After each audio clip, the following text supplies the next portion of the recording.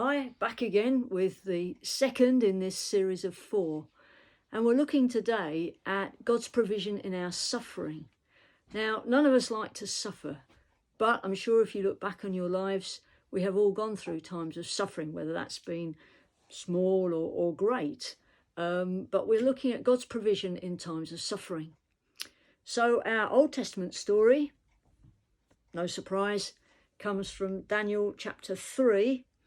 And looking at verses 19 to 25. The whole of the story is laid out for us in Daniel chapter 3, but I'm just concentrating on those few verses. So this is what they say. Then Nebuchadnezzar was full of fury, and the expression on his face changed towards Shadrach, Meshach, and Abednego. He spoke and commanded that they heat the furnace 7 times more than it was usually heated. And he commanded certain mighty men who were in his army to bind Shadrach, Meshach, and Abednego and cast them into the burning fiery furnace.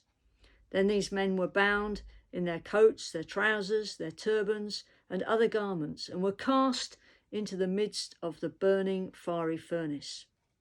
Therefore, because the king's command was urgent and the furnace exceedingly hot, the flame of the fire killed those men who took up the 3 Jews.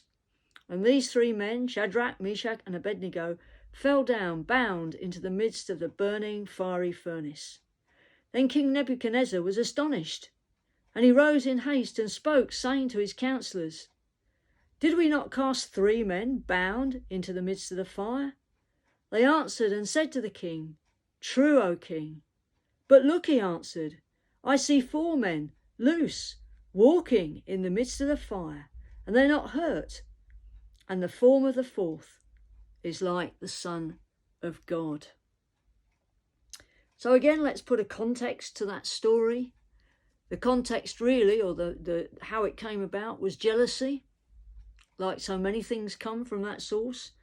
The other advisors to the king were jealous of Daniel and his 3 friends, because they had favour with the king, because they had amazing wisdom, which of course they got from God. And so they did their work absolutely without any fault. So the advisors that were jealous thought the only way we can trap them is through their religion. And so they said to the king, they flattered him and said, "You know, you're so great, you're so powerful, you're so marvellous. Why don't you erect a statue to yourself and all your subjects must bow down to it?" This obviously appealed to Nebuchadnezzar's pride, and he said, "Yeah, that's great, that's a good idea." And they said, "Of course, the penalty for anyone that doesn't bow down and worship your statue will be that they'll put to death." So the king gave his seal to that decree, and it went out throughout his vast empire. Obviously, they were watching to see what the Jewish advisors would do. Daniel was out of town at the time, so they didn't actually get him in this. But Shadrach, Meshach, and Abednego were seen not to bow down to the statue. So they're hauled before the king, and Nebuchadnezzar was sad because he probably realised then that this was a bit of a trap to entrap them. So he gives them an opportunity. He says, "Look, I don't really want to put you to death, so just bow down and it'll be all right. I'll let you off for not bowing down before." But they explain to the king that they can't do this. And he's going, "But you know what's going to happen? I'm going to have to put you in the fiery furnace." And this is what they say to him. It says, "O Nebuchadnezzar, we have no need to answer you in this matter.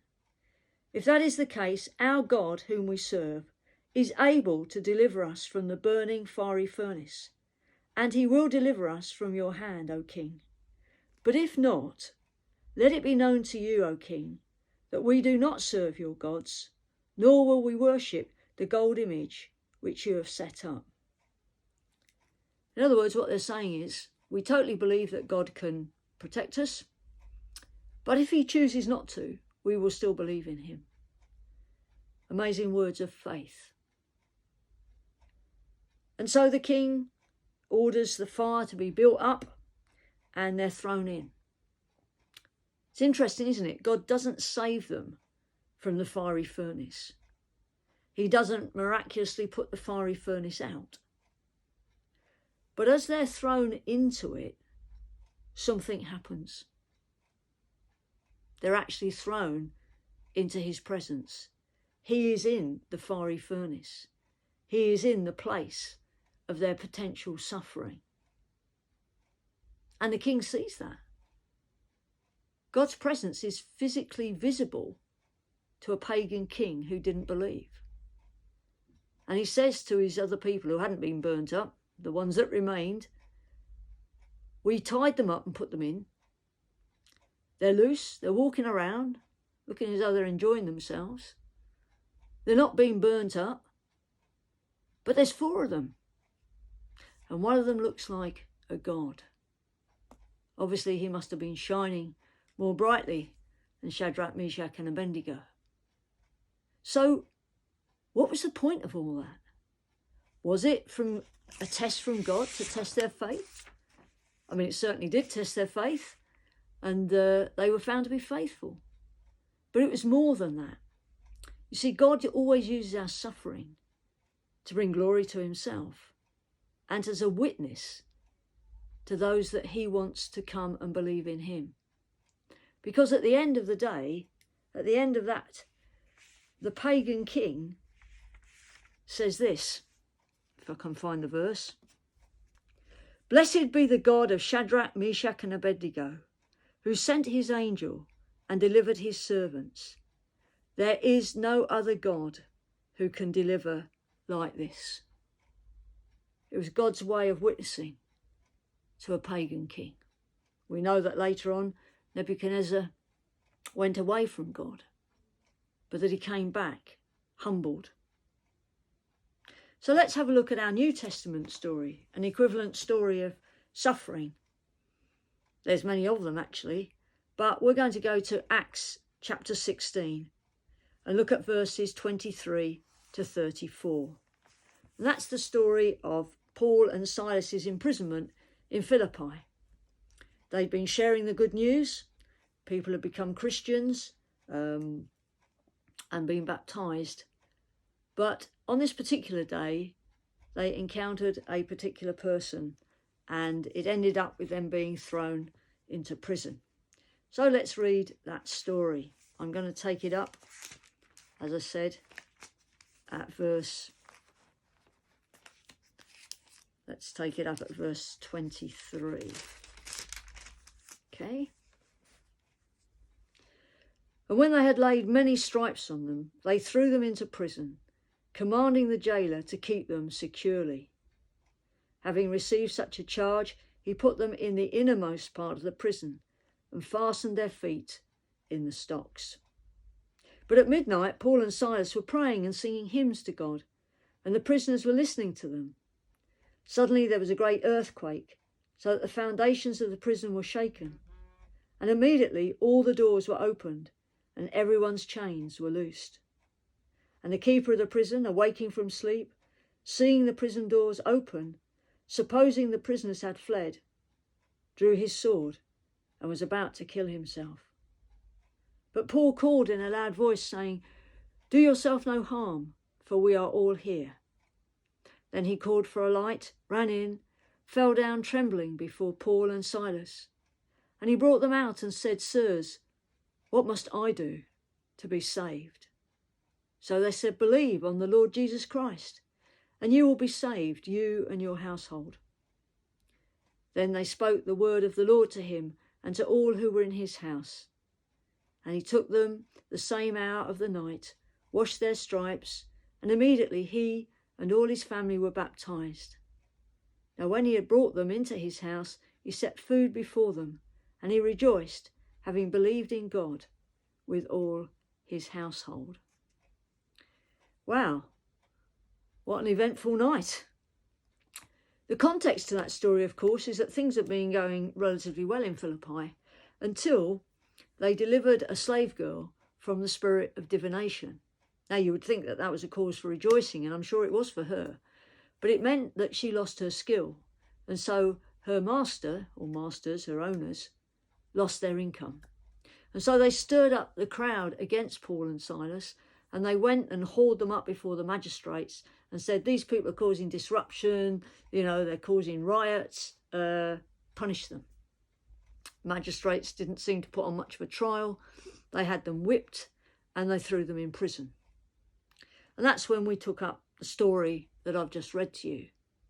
It's interesting, it says at midnight, Paul and Silas were doing what? Moaning, saying, God, how could you let this happen to us? It's not fair. We were doing your work. What's going to happen to us now? We're going to rot in jail.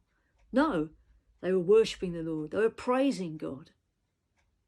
And then you get this supernatural intervention of God where there's a very localised earthquake. It seemed to be so localised it just affected the prison.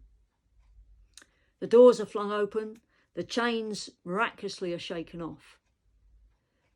The disturbance causes the jailer to wake up, and he goes in, he sees the doors open, and he draws his sword, because in those days, if any prisoner escaped, then the jailer would be killed, often killed in not a very pleasant way. So he thought, well, it's better that I take my own life than that I wait for the people in authority to torture and kill me. So he was not in a good frame of mind. He thought it had all gone terribly wrong. But in God it hadn't. Because Paul cries out and says, look, don't do that. We're all here. Paul and Silas did not escape. They could have taken it that God had said, look, I'm setting you free. But they chose to stay, and they obviously used their influence with the other prisoners. The prison in Philippi wouldn't have been very big, so there wouldn't have been many other prisoners. But they obviously exercised their influence to keep them there. The jailer is amazed. He may well, and I'm sure he had, heard Paul preach in the city. So he may have been thinking over the things that Paul had said. He knew that that earthquake was supernatural, that God had sent it, that nobody had been killed and nobody had escaped. And he says, what must I do? How can I follow this God? How can this God, who is obviously the all-powerful one, how can I be acceptable to him? So Paul preaches to him, tells him what he needs to do. He says, yeah, I want to be saved. So that night, a night of suffering, starting of the suffering of Paul and Silas, a night of trauma for the jailer, turns out to be a night of salvation and grace, and the whole of his household were baptised. So what was all that about? Well, it wasn't so much about Paul and Silas. It's about God's great love for the jailer and his family, who obviously stayed in Philippi way after Paul and Silas had left for the next city in which God wanted them to witness. And in their suffering, because they worshipped God, God was able to move and save that whole household. So let's have a look at the parallels between those two stories, and again, what that is teaching us. Firstly, it's very clear that God does not stop us from suffering. And we in the West, who've had such a comfortable life, don't like that. If we were growing up in other countries, we would be quite used to suffering in many different ways and many different forms. So we have to accept the fact that God does not stop us from suffering.